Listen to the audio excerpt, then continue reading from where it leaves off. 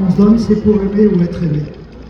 Tout le reste, c'est des lots de consolation. Et cet amour, j'ai essayé de le filmer à ma façon, avec des hommes et des femmes qui me semblaient un peu moins dégueulasses des autres. J'ai essayé de filmer les hommes et les femmes que j'avais envie d'avoir pour amis ou de prendre dans mes bras. Voilà. Donc j'ai passé toutes ces années à observer le genre humain qui me fascine. Et puis j'ai travaillé avec un très grand scénariste qui s'appelle Lavie. Voilà. Ce scénariste, Lavie, a fait de moi non pas un metteur en scène, mais un metteur en vie. Voilà.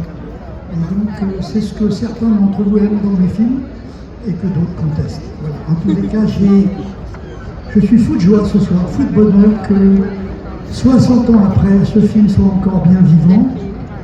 Quels sont ceux qui l'ont déjà vu?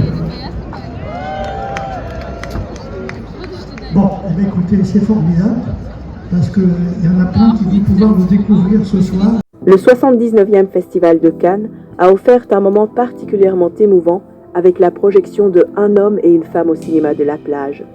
En présence de Claude Lelouch, les festivaliers ont redécouvert ce chef-d'œuvre du cinéma français face à la Méditerranée dans une ambiance unique.